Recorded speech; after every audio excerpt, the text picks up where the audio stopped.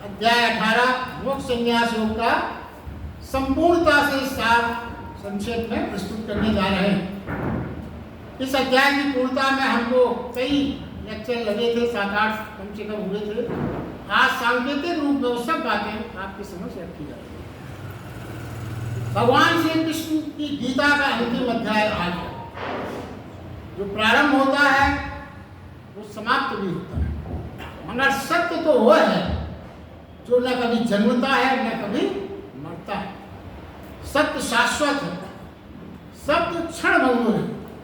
शब्दों में मत उलझ जाना, वरन निशब्द की यात्रा पर निकल जाना, श्री कृष्ण की खोज में निकल। भगवत गीता झील में बना चांद के प्रतिबिंब की तरह है। झील में उसे पानी की छलांग लगाओगे तो उलझ जाओगे।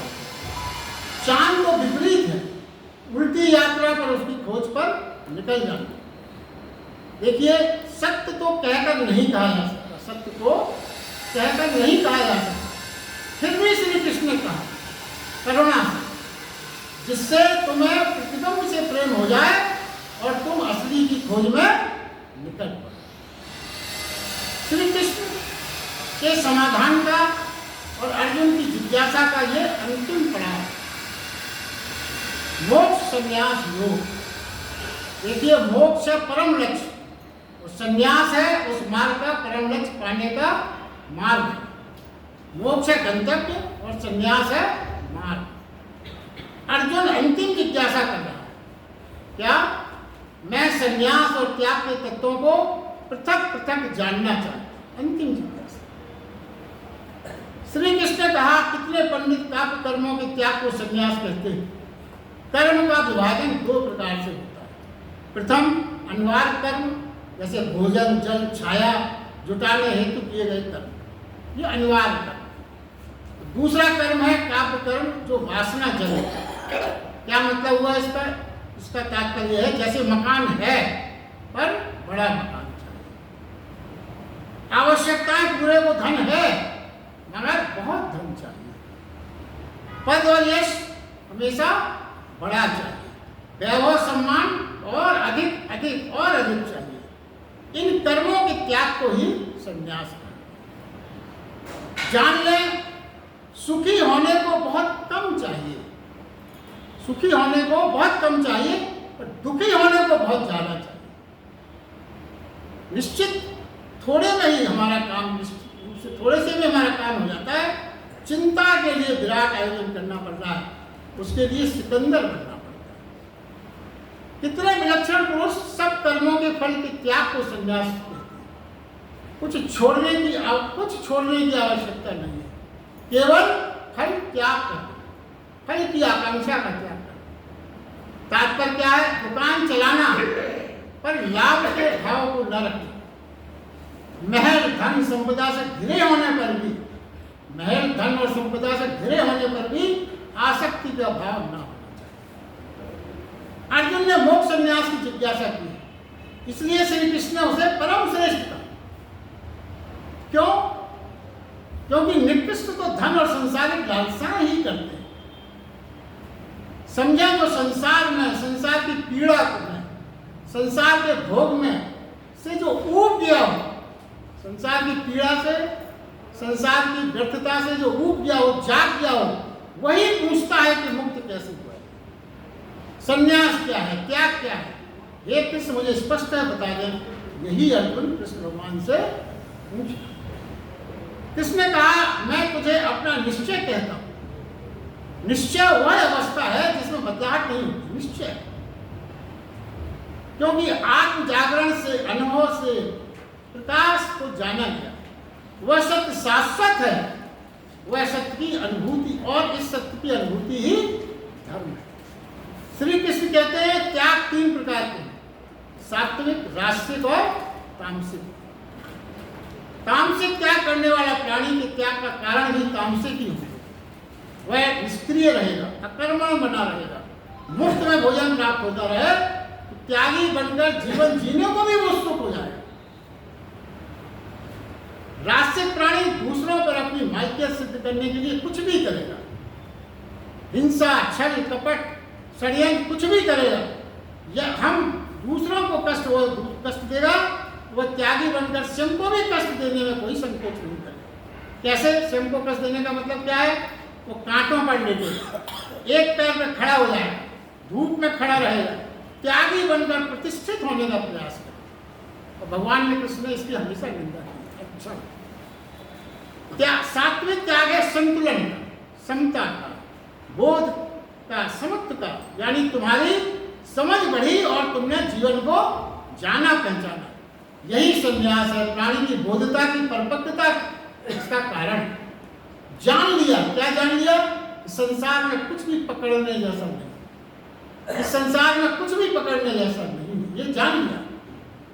पेंडुलम का डोलना रुक गया और वो स्थिर हो गया। यह सात्विक संन्यास है, यही त्याग।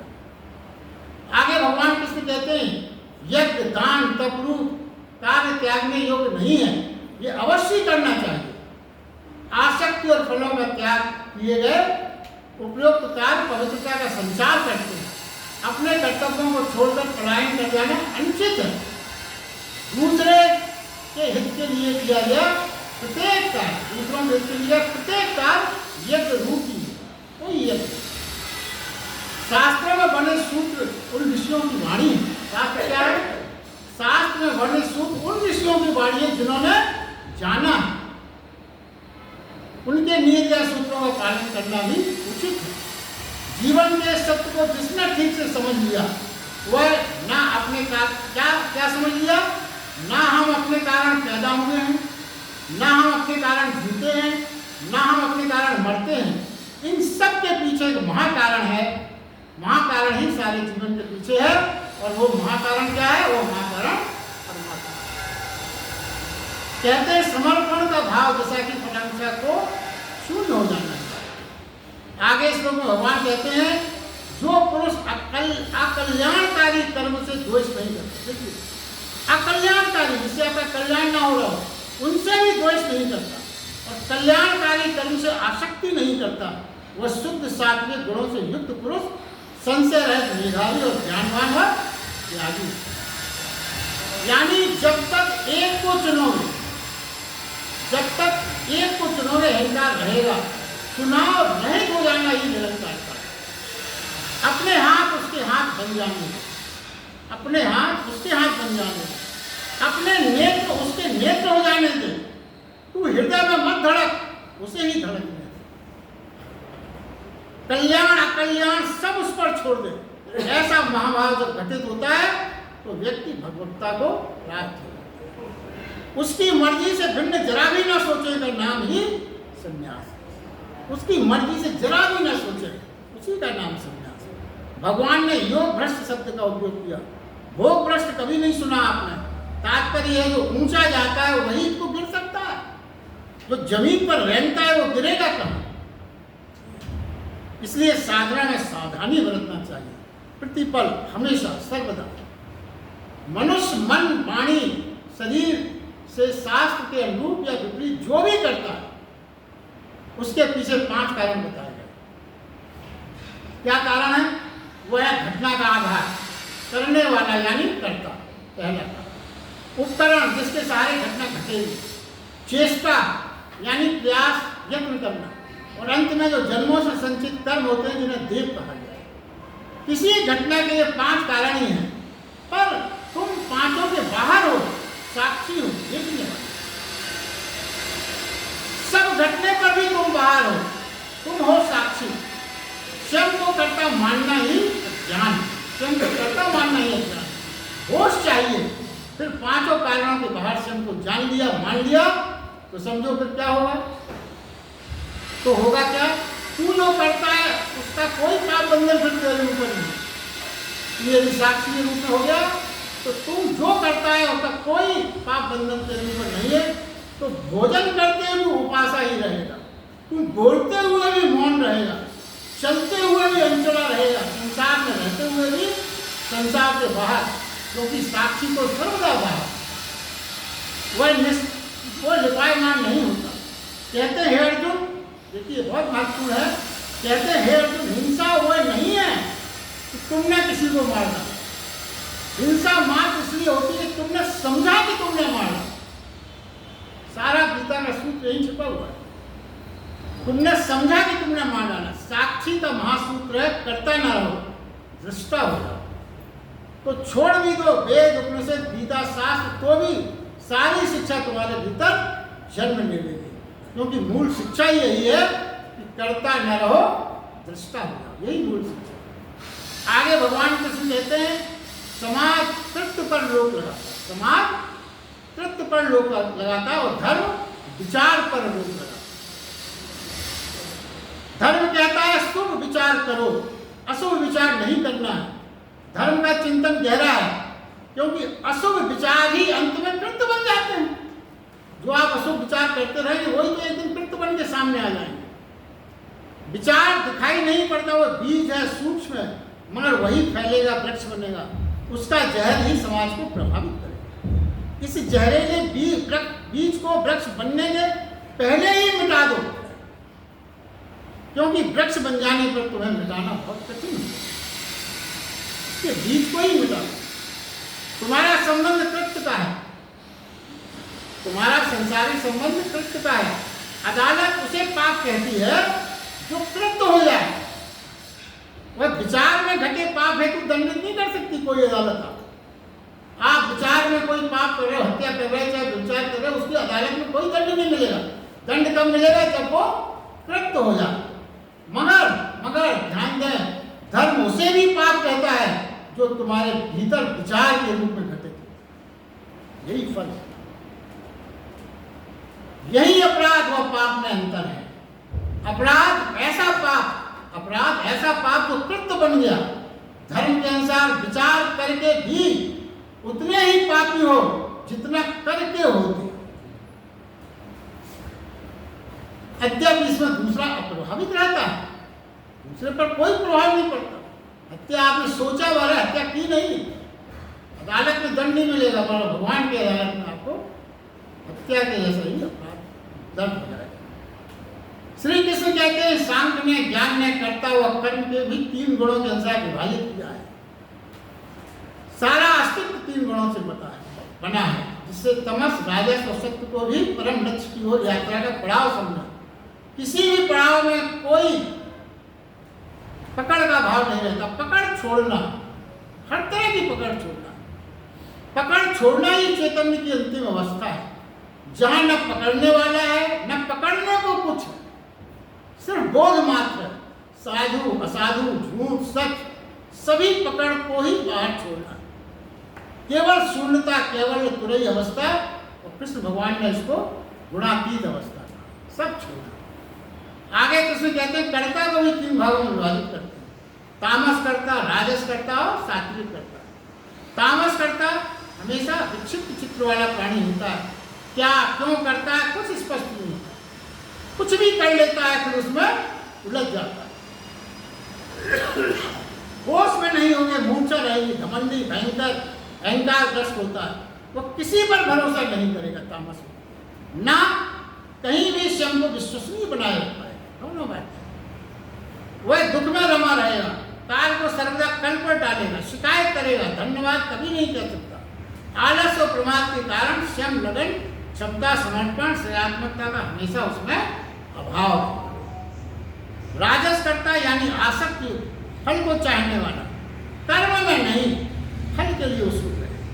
लोभवश सब पाने के लिए दूसरों से छीनेगा, उन्हें कष्ट देगा। जहां लोभ होगा वहां आचरण से तो हो ही नहीं सकता। ये सूत्र है। यह प्राणी हर्षित भी होता है और शोकग्रस्त भी होता है, यह परिस्थिति के अनुसार घटित होता है। सात्विक कर्ता हुआ है जो आसक्ति रहे, अहंकार के वचन न बोलने वाला, धर्म और उत्साह से युक्त, कार्य के सिद्ध होने या न होने पर भी, कार्य के सिद्ध होने या न होने पर भी हर्ष और शोक के विकारों से रहित होता है। वह अहंकार के वचन नहीं बोलेगा, वह शास्त्र संपद और गुरु के निर्देश से ही कार्य करेगा, परम धैर्य से युक्त रहेगा, उत्साह से भरपूर रहेगा, सर्वदा हल्का फुल्का, थकान से करे, जो भी कार्य करेगा वो आनंद से भरपूर होगा, सात्विक होगा। वह सर्वदा वर्तमान में जिएगा। क्यों? हारे तो परमात्मा, जीते तो परमात्मा, उनकी मर्जी। सात्विक प्राणी तो मात्र निमित्त मात्र रहता है। आगे श्री कृष्ण कहते हैं बुद्धि और धारणा का भी गुणों के आधार पर विभाजन 3 प्रकार से विभाग पूर्वक मैं कहता हूं, उसे सुन। तमोगुण से आवृत बुद्धि अधर्म को भी धर्म जैसा, तमोगुणी क्या है, अधर्म को भी धर्म जैसा, प्रकाश को भी अंधेरा जैसा और जीवन को भी मृत्यु की तरह देखता है। अहंकार की तृप्ति हेतु सुख शांति व मुक्ति से कोई परवाह नहीं है। इस विपरीत बुद्धि वाले से कुछ भी ठीक करवाना बहुत कठिन होगा। वही ना उसकी उल्टी बात करो तो शायद वो कुछ समझ जाए। राजस बुद्धि वाला प्रसंग की भांति है, वह ये नहीं समझ पाता राजस बुद्धि वाला क्या ठीक है और क्या गलत है। राजस बुद्धि वाला ये नहीं समझ पाता कि क्या ठीक है और क्या गलत है। धर्म में भी उसे कुछ कुछ अधर्म दिखता है। राजस व्यक्ति धर्म में भी उसे कुछ कुछ अधर्म और अधर्म में भी कुछ कुछ धर्म दिखने लगता है। सर्वदा दुविधा में रहता है, वह शांत उद्विग्न और सर्वदा तनाव में होगा। सत्य और असत्य को सुनिश्चित न कर पाने से वह उलझन और निर्णय की अवस्था में रहेगा। राजस सात्विक बुद्धि वाला वह प्रवृत्ति मार्ग को निर्वृत्ति मार्ग को, कर्तव्य को और अकर्तव्य को, भय और अभय को, बंधन व मोक्ष को बुद्धि तत्व से भली भांति जानता है। वही सात्विक बुद्धि होना है। आगे भगवान धृति यानी धारणा की शक्ति की विवेचना करते हैं। समझे, आज तक जो भी धारण करोगे वही कल घटित होगा। जो भी धारणा आज हम अपने में रखेंगे कल वैसा ही जीवन होने वाला है। धारण व फल के बीच का संबंध बोने और काटने जैसा। यदि संबंध न जोड़ पाने से हम सोचते हैं तो कोई दुख देगा, हम इस संबंध को नहीं जोड़ पा रहे, हमें लगता कोई दुख देगा। धारण शक्ति को भी 3 प्रकार का वर्णन किया गया जो गुणों के आधार के लिए। तामस धृति यानी तामस धारणा वह जो गलत को पकड़े। तामस व्यक्ति गलत को पकड़े, जैसे क्या पकड़े गलत तामस व्यक्ति? आलस को पकड़े, प्रमाद को पकड़े। जीवन उसका बोझ बन गया है पर वो समझ नहीं पाता। मूल कारण उसकी गलत धारणा और उसकी गलत आदतें ही है। राजस वृत्ति वाला बुद्धि सर्वदा फल में आसक्त होकर ही प्रयास करता है। इस कारण राजस व्यक्ति क्या है? इस कारण यज्ञ दान धर्म प्रार्थना पूजा सब करते हुए वो शांत नहीं रहता, सर्वदा उद्विग्न और तनाव में रहता है। कितना भी धन हो, कितना भी बड़ा पद हो, कितनी सुख सुविधा हो, उसे हमेशा कम ही लगेगा।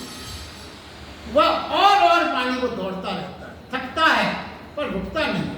यही अशांति का मूल है और ऐसे प्राणी के जीवन में एक सात्विक धृति वाला पुरुष ध्यान योग के द्वारा अब्रह्मचारिणी धारणा, अब्रह्मचारिणी धारणा बहुत महत्वपूर्ण शब्द है, इसकी व्याख्या हुई थी।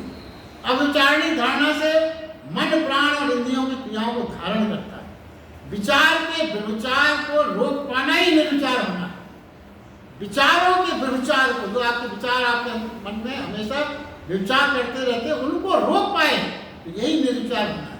और जो निर्विचार है वही निर्विकार है। जो निर्विचार हुआ वही निर्विकार है। जहां विचारों की तरंगें नहीं होती वही शुद्धतम चैतन्य अवस्था है। सात्विक धृति मन के द्वारा नहीं चलती, सात्विक धृति मन के द्वारा नहीं चलती, मन को चलाती है, यानी वो मालिक होती है मन की। श्री कृष्ण कहते हैं तुमने एक कदम उठा लिया तो अब शेष कदम परमात्मा उठा। कितनी स्पष्ट घोषणा। एक कदम नहीं उठा पाता व्यक्ति, जन्मों बीत जाते। कहने को कहता है हमारे एक कदम, जिस हिसाब से बताया जा रहा नहीं उठा। आगे भगवान गुणों के आधार पर सुख कहते हैं। सुख भी 3 प्रकार के, तामस सुख, राजस सुख और सात्विक सुख।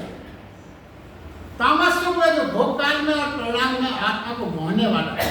मोह यानी मूर्छा, शराब जैसे, जो आत्मा को भी अच्छा हितकर देख लेती, उसे ज्यादा भोजन करेगा, सोते रहना, मरे मरे रहना ही सुख लगेगा, यही सुख है उसको। उसे उसके लक्षण क्या है? उदास चलेगा, उदास रहेगा, चलेगा ऐसे जैसे उसे कोई धक्का दे रहा हो, ऐसे चलेगा। प्राण में प्रफुल्लता नहीं, जो कुछ करेगा मजबूरी में ही करेगा। क्या सोचेगा? सोचेगा रात ही रहे, कभी दिन ही ना हो, तामस में। फिर नशे को खोजेगा, वह न ब्रह्म मुहूर्त, न मंदिर की घंटी की आवाज, न चर्च की प्रार्थना, न मस्जिद की अजान, न घड़ी का अलार्म, कुछ नहीं जगा पाएगा। दिए तले अंधेरा जैसा जीवन वो हमेशा जीता है। राशि सुख वह सुख है जो मात्र शरीर और इंद्रियों के विषय के संयोग से होता है। ये राशि सुख, कैसा सुख जो शरीर और इंद्रियों के विषय के संयोग से होता है। तो भोग काल में तो अमृत जैसा लगेगा ऐसा सुख आपको, मगर परिणाम में जहर। यानी भोग के बाद हमेशा दुख, ग्लानि और पश्चाताप होता है। सारे सुख जो है ये क्षण भंगुर माने जाते हैं। सात्विक सुख वह जो साधक ज्ञान, उपासना, सेवा, यज्ञ, दान, करुणा, दया के अभ्यास में रमण करता है, दुखों के अंत को प्राप्त होता है, वही सात्विक सुख है। प्रारंभ में तपस्या दुखित प्रतीत होती है प्रारंभ, पर जो गुजर जाता है वो महासुख होता है। प्रारंभ में तपस्या कष्टकारी होती है, मगर जो गुजर पाता है वो महासुख को प्राप्त होता है। सात्विक सुख भीतर से आता है, इंद्रियों के माध्यम से नहीं आता। भगवान कहते हैं सृष्टि में ऐसा कोई प्राणी नहीं जो प्रगति से उत्पन्न गुणों से रहित हो, और जो इन तीनों गुणों को जान लेता है वह तीनों गुणों के पार हो जाता है। यही गुणातीत अवस्था है। गुणातीत पुरुष पृथ्वी पर होकर भी पृथ्वी पर नहीं है, दिखाई पड़ता है वो तुम्हें, मगर वहां होता नहीं है।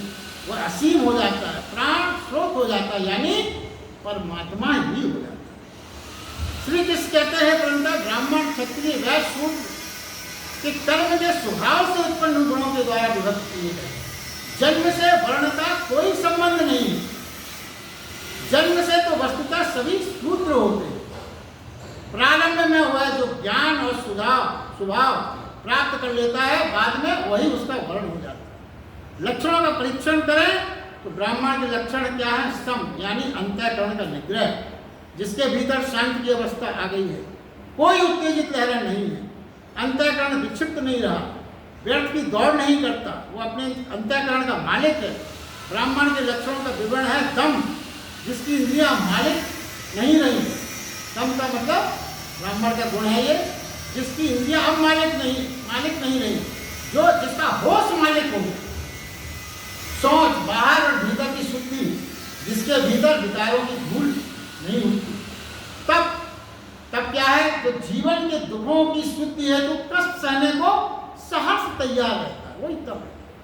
क्षमा भाव, जो शांत होगा, जो पक्ष विपक्ष की बातों से हृदय पर चोट नहीं लगने देता। अगर जिसका मन, इंद्रियां, शरीर छोटे बच्चे की तरह सरल हो गए। आस्तिक, जिसके भीतर आस्था हो। ज्ञान विज्ञान, जिसने सब जाना, जिससे सब जाना जा सके वह ज्ञान, जिससे स्वयं को जाना जा सके वो विज्ञान कहा जाता है। ये सब ब्राह्मणों के लक्षण। क्षत्रिय के लक्षण क्या बताए गए?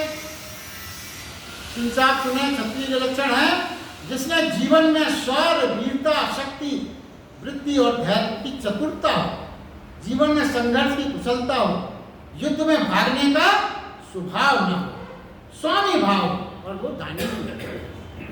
वैश्य के लक्षण है खेती, गोपालन, क्रय विक्रय के रूप में सत्य व्यवहार, जो वह ईमानदारी से हो। गोपालन, क्रय विक्रय, रूप सत्य व्यवहार जो ईमानदारी से हो। और देखिए वो आगे कहा गया है वैश्य समाज के लिए, व्यापार में ईमानदारी बनाए रखना बहुत कठिन है, वह ऐसा कर पाते हैं, इसीलिए श्रेष्ठ कहे गए। और बाद में श्रेष्ठ शब्द सेठ हो गया, वह सेठ ही कहा जाता है, श्रेष्ठ माना गया, क्योंकि व्यापारिक गतिविधियों में ईमानदारी रखना बड़ा कठिन है। शूद्र के लक्षण है सेवा करना, शूद्र का स्वभाव लगता है। आगे भगवान कृष्ण कहते हैं, जिस प्रकार से अपने स्वाभाविक कर्म में लगा हुआ मनुष्य परम सिद्धि को प्राप्त, काल बदलने की झंझट में मत पड़ना। जो भी तुम कर्म करते हो, कोई भी, उसे समर्पित कर देना, कह देना कि तू ही कर, मैं तेरा उपकरण हुआ, अब मेरे हाथ में तेरे, तू ही कर, मैं तेरा उपकरण हुआ, अब मेरे हाथ तेरे हाथ हों, मेरे हाथ तेरे हाथ हों, मेरी आंखों में तेरी आंखें हों, मेरे हृदय में तू ही धड़क। वास्तव में धड़क तो वही रहा, हम तो नासमझी से बीच में आ जाते, धड़क तो वही रहा। कहते हैं परमात्मा को पाना है तो खोजना सर्वदा व्यर्थ रहेगा, कभी नहीं, खोजने से कभी ना पाओ। फिर क्या करें, तुम पात्र बनो, उसके योग बनो, तो तुम्हें अनुभूति होगी कि वह तो मिला हुआ ही। खोजते रहोगे तो एक दिन थक के कह दोगे परमात्मा नहीं, थक जाओगे, फिर यही कहोगे परमात्मा नहीं। योग बनने का तात्पर्य है, निम्नानुसार बातें गीता में बताई है उन्होंने। क्या है, अहंकार, बल, घमंड, काम, क्रोध, परिग्रह को त्याग कर ममता रहे शांत चित्ती परमात्मा से एकीकृत होने योग्य होता है। अशुद्ध सोने को तपाकर ही शुद्ध सोना प्राप्त होता है। परमात्मा न मिल रहा हो तो ये मत सोचना कि वो नहीं, बल्कि सोचना कि मैं कैसे पात्र बनूं। आनंद ना मिले तो ये मत सोचना कि आनंद है ही नहीं, सोचना मैं कैसे पात्र बनूं। दार्शनिक हमेशा खोजता है, धारकर नास्तिक है। धार्मिक मात्र अपनी पात्रता निर्मित करता है, धार्मिक क्या करता है, मात्र अपनी पात्रता निर्मित करता है और वह पाला। गृहस्थ जीवन और संसार त्याग करना दोनों विपरीत है। इस कारण विपरीत के प्रति एक दूसरे का स्वाभाविक आकर्षण भी होता है। यदि आकर्षण न रहे विपरीत के प्रति, जहां भी रहे वही संन्यास, आकर्षण ही तो है विपरीत के प्रति। यदि विपरीत के प्रति आकर्षण के भाव विलोपित हो जाए तो आप जहां भी रहे वही संन्यास। आसक्ति रहे विस्परा रहे, विस्परा यानी प्रतिस्पर्धा, प्रतिस्पर्धा, विशुद्ध बुद्धि से युक्त दृढ़ वैराग्य को प्राप्त होता है। समझे, कच्चा अगर दृढ़ वैराग्य होता है तो क्या मतलब, वो कच्चा वैराग्य नहीं होता हो। यदि तो कच्चा वैराग्य क्या है, भगवान बताते हैं, यदि तुमने राग की पीड़ा नहीं पाई, राग की पीड़ा नहीं अगर तुमने पाई तो जरा सी अड़चन लगी और तुमने छोड़ दिया संसार को तो तुम लौट आओगे, क्योंकि संसार में बुलाता रहेगा। यही कच्चा संन्यास है। बिना पूरी तरह से भोग की व्यर्थता को, पीड़ा को बिना जाने जो संसार छोड़ देता है उसे संसार वापस बुला लेता है। कृष्ण भगवान कहते हैं प्रसन्न मन वाला योगी हुआ है। प्रसन्न मन वाला योगी कौन है, तो शोक ना करे, आकांक्षा ना करे, समभाव में रहे। वह कहते हैं मेरी पराभक्ति को प्राप्त होगा, यानी जब भक्त और भगवान एक हो जाते हैं, पराभक्ति। श्री कृष्ण के विशेष निर्देश है कि कुछ छोड़ना नहीं है, कोई कर्म त्यागना नहीं। यही सौंदर्य है कि सब करते हुए भी मुक्त हो जाओ, भागकर भयभीत होकर कुछ प्राप्त ना होगा। जिसने भक्ति सूत्र समझ लिया उसे कुछ छोड़ना नहीं पड़ता। जिसने भक्ति सूत्र समझ लिया उसे कुछ छोड़ना नहीं पड़ता, फिर छूट जाता। छोड़ना और छूट जाने का फर्क कई बार अपन से, वही अहंकार विसर्जन और परम पद को प्राप्त होता है। श्री कृष्ण कहते हैं मोह बर्फ है, प्रेम पानी है और भक्ति भाप है। प्रेम सीमाबद्ध हुआ, जम गया तो मोह हो गया, हर दिशा में बहा तो प्रेम हो गया, और ये प्रेम संसार की ओर न होकर उल्टी दिशा में यानी भीतर की ओर प्रभावित हुआ तो वो भक्ति हो। गीता पढ़ने या सुनने मात्र से जीवन गीता में नहीं हो जाता, ये बहुत महत्वपूर्ण बात है। गीता पढ़ने, सुनने या श्लोक याद करने मात्र से जीवन गीता में नहीं हो जाता। संजय ने भी सुनी थी मगर वो संवाददाता की बात, धृतराष्ट्र ने भी सुनी मगर उसे नष्ट करने वाली नहीं।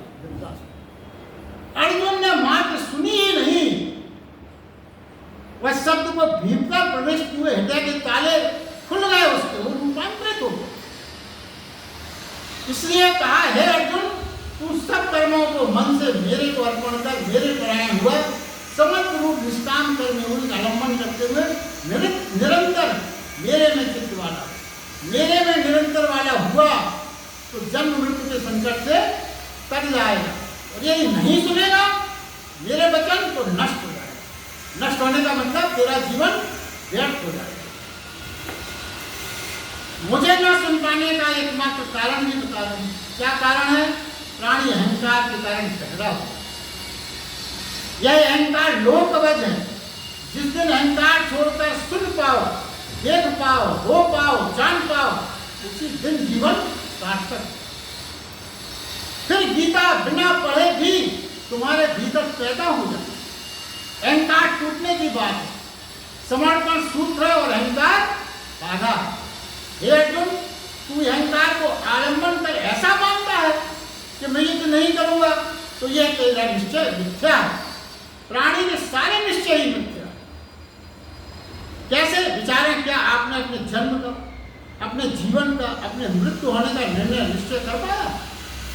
तुम विराट की लीला के मात्र एक अंग हो, तुम सागर की एक लहर के मात्र, या फिर कुछ नहीं।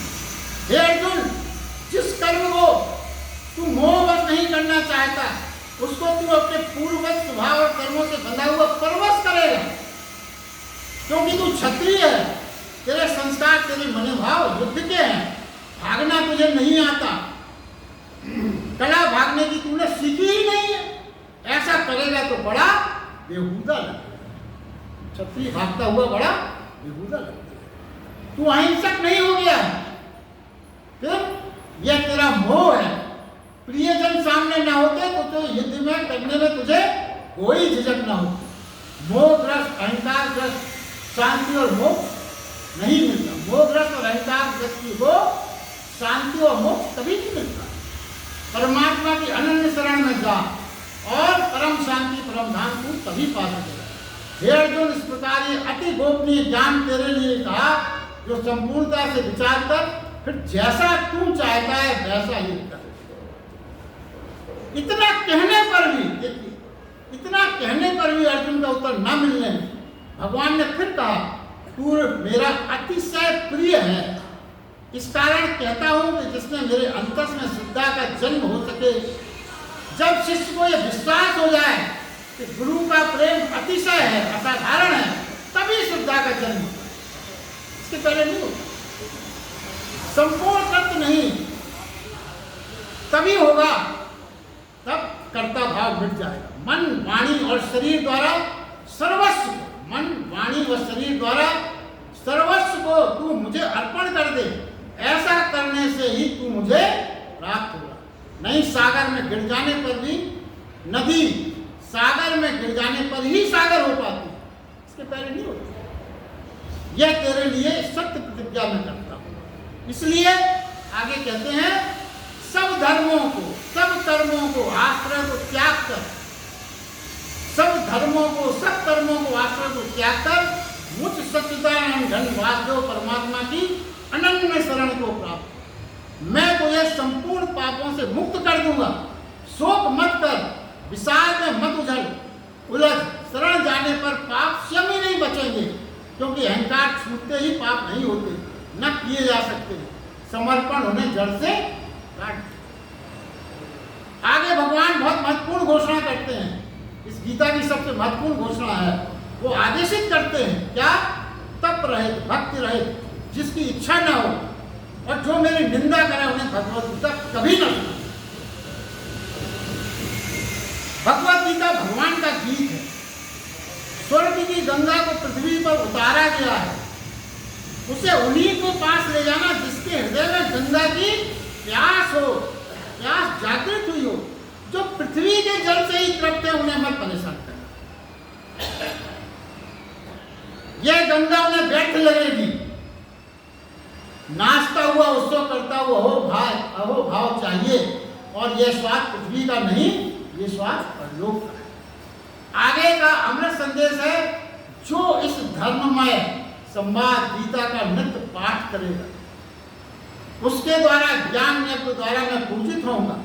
जो पुरुष श्रद्धा से युक्त हो, दोष दृश्य रहे। देखिए बहुत इंपॉर्टेंट चीज है ये। जो पुरुष श्रद्धा से युक्त हो, दोष दृश्य रहित हो, इस गीता का श्रवण मात्र करेगा, वो पापों से मुक्त हो, श्रेष्ठ लोगों को प्राप्त।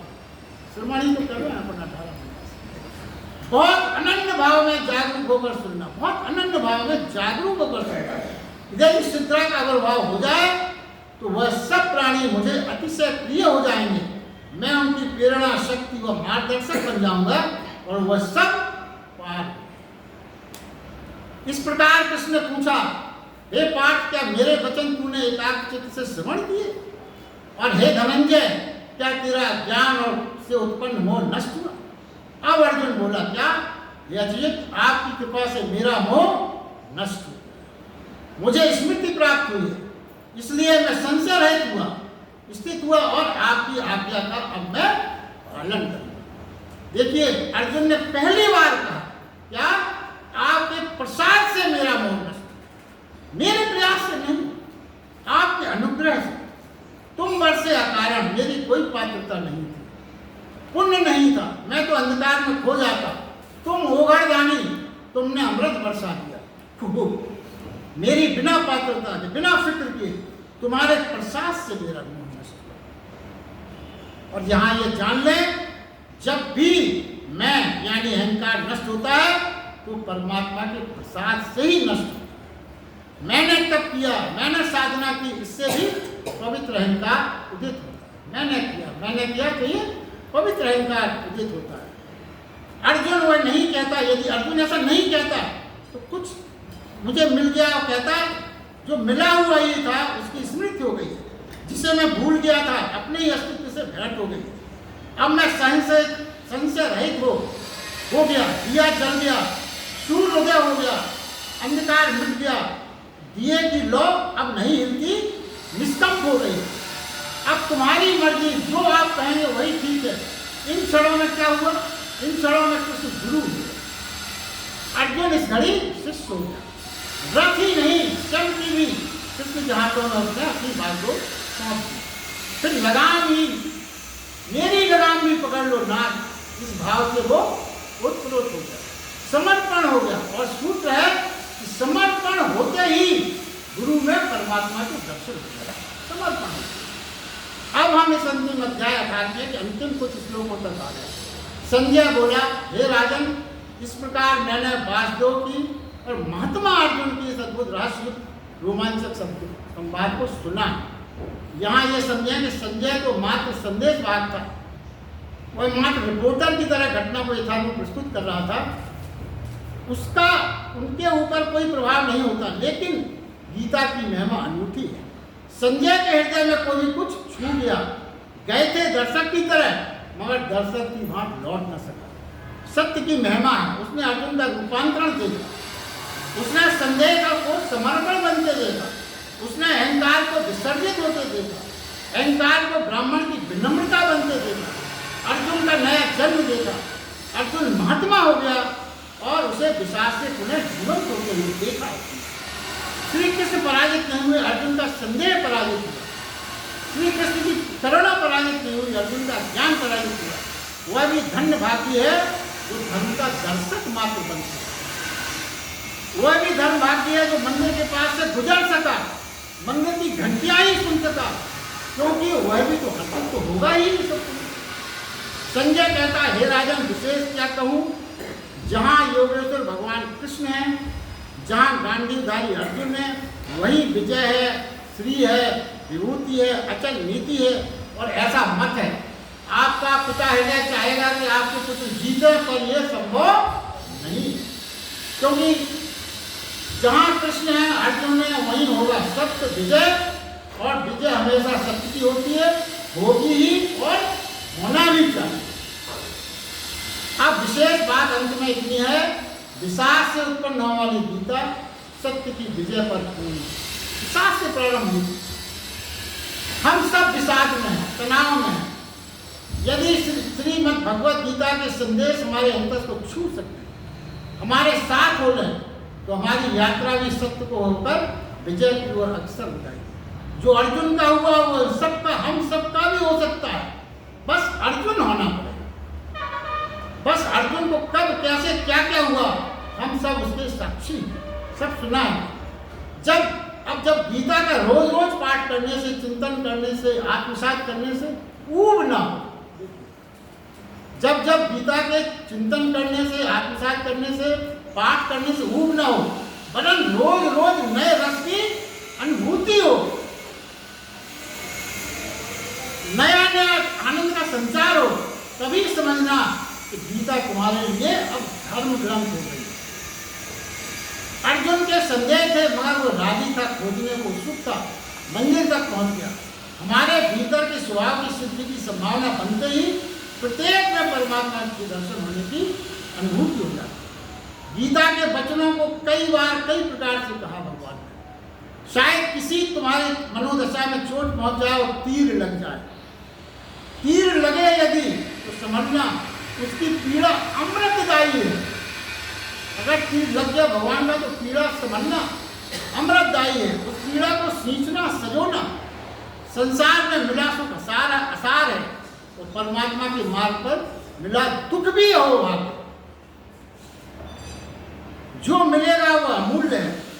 जब तक नहीं मिला तब तक भले ही लगे कि बड़ी कठिनाई है, पर जिस दिन मिलेगा उसमें प्रसाद जैसी तृप्ति होगी। गीता संपूर्ण होती है। अब तुम्हारी यात्रा प्रारंभ होती है। समझ कर चलें, होशपूर्वक चलें। जब स्मृति जागेगी तो हमें अपना स्मरण आएगा, भूला स्वरूप याद आ जाएगा, प्रज्ञा स्थिर हो जाएगी। उसी दिन जगत के रहस्य खुल जाएंगे। फिर तुम याद करके आनंदित होगे, आह्लादित होगे, रोया रोया पुलकित हो जाएगा। हर धड़कन के स्वर्ग के सुख से भर जाएगी तुम्हारी। जब तक स्मरण नहीं हुआ रात है, जब तक स्मरण नहीं हुआ रात है। जैसे ही स्मरण हुआ फिर दिवस ही दिवस है, प्रकाश ही प्रकाश है। अति संपूर्णम अध्याय 18। प्रेम से बोलो भगवान श्री कृष्ण की जय। या हो राधे राधे राम बिहारी